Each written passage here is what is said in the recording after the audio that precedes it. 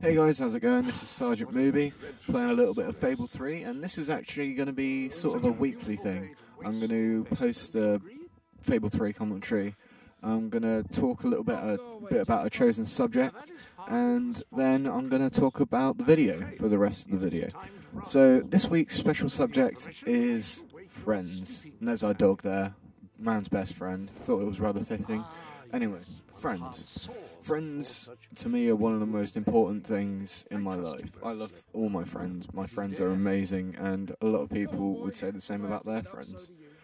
But losing a friend, whether to death or whether to them moving away, it doesn't necessarily mean that they're walking out of your life, which is a good thing, I feel, because if you have a friend and they're your best friend, best friends never stop being best friends unless something totally diabolical has happened between the two and it completely fucks each other up and neither of them want to know each other anymore, which I've seen that happen a couple of times within my group of mates, and I think it's a great shame because people should just learn to get over their differences and put their disagreements aside them, because life is too short to hold grudges. Life is way too short to hold grudges. I've had so many people that have lost family members to untimely deaths, and just to watch them suffer because of something that they didn't say, or something that they did say and really, really hurt that person. I feel that life is too short to hold grudges, and I know not everyone's going to get along 100% of the time, but while there is still breath in everyone's bodies, then I feel that differences should be put aside, you know? You only get one life, why waste it on a grudge? And I've realised that some people just aren't going to get on point blank, even if they don't know each other at all. They're just not going to click, they're not going to get on with them, and they're just not going to at all like each other in any particular way, shape or form. And sometimes it's just a case of getting to know someone and getting to know their mannerisms and little tweaks and quirms that actually make you grow to like the person. I mean, many people that I know now originally didn't like me at first when they first met me. They thought I was annoying, they thought I was weedy, they thought I was basically a little punk that was with an attitude that thought he had something to prove. And in a way I do have something to prove. A lot of people do doubt me nowadays, and a lot of people think that I'm not going to do anything with my life, but that's completely their opinion.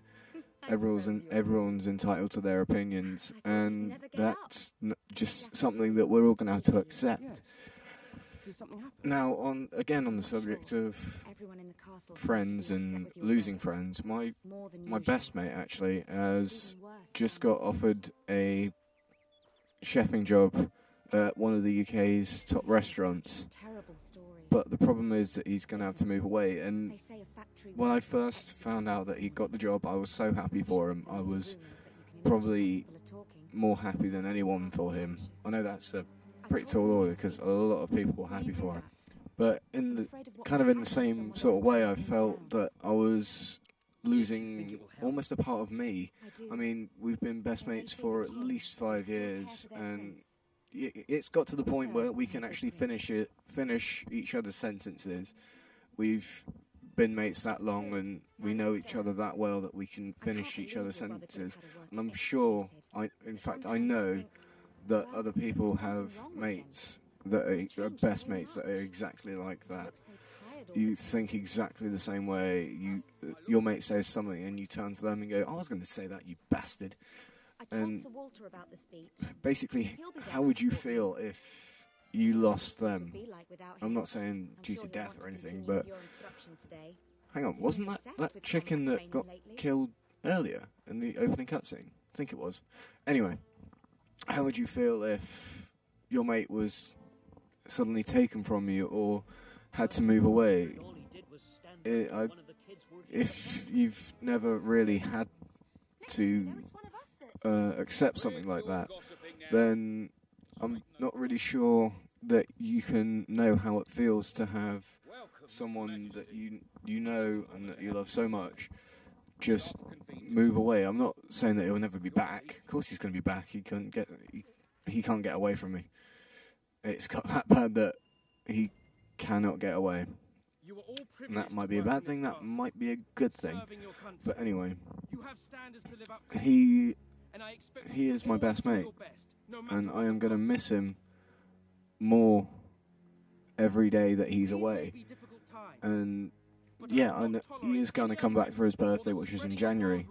But until then, I'm not quite sure when I'm going to see him again, if at all. I know he'll be back for peaking visits and all this sort of stuff, but if I move away, or if I get hurt and, by some grace of God, decide to, this place isn't safe for me anymore, I need to go into witness protection or something like that, and I move away, I wouldn't be able to get hold of him to tell him that, basically I've changed my name, I've changed the place where I live, and I will no longer be able to keep in contact with everyone that I've ever known.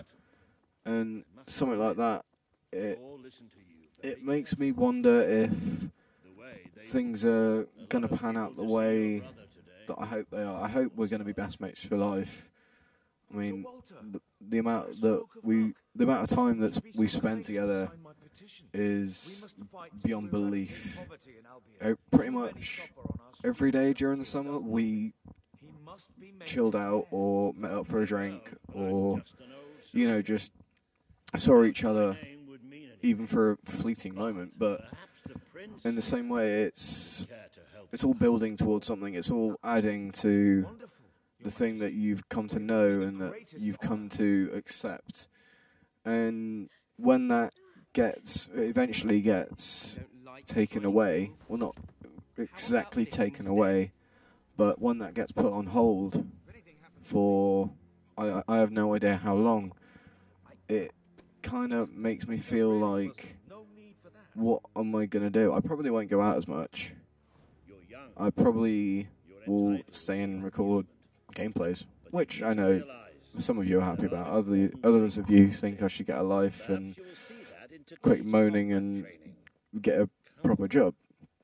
But if that's your opinion, then so be it. Please feel free to leave it in the comments section, because I'd actually like to hear from the viewers about if you've actually ever experienced something like this before, and how you coped with it, and how it affected you and your best mate's relationship later on. But sometimes it's just that you've come to expect them to be there. It's like a family pet. When it suddenly dies, you think, where's Bonzo go? Where's Bonzo gone? What happened? Why is he not here? And then you realise, and then you think, oh yeah. And you start reminiscing about all the good times that you had with each other. And then you start missing it more and more every day. It's a never-ending cycle of remembrance, reminiscing, and then grief. Or missing. And in the it is literally a never-ending cycle until you meet again a couple of years down the line, or if you completely forget about them, which I don't think will happen when it comes to me and my best mate, because neither of us will be able to forget the amazing times that we've had. I mean, I went to my first gig with him. I went to my first festival with him. He's the kind of mate that you can greet with an insult and he won't get offended, and he'll just come straight back at you with a different insult, the one that's probably better than yours anyway. And yeah, I'm going to miss that. I'm going to miss the good times. I'm going to miss him being there when I need him. I'm going to miss him, consoling me through times that really I just need a hand. I need someone to talk to about. I mean, we've both done that for each other. I mean, he has been one of the greatest people that I can talk to. I can literally talk to him about anything. and he will stand there and he will console me about whatever it is that I need consoling about, and he won't bat an eyelid.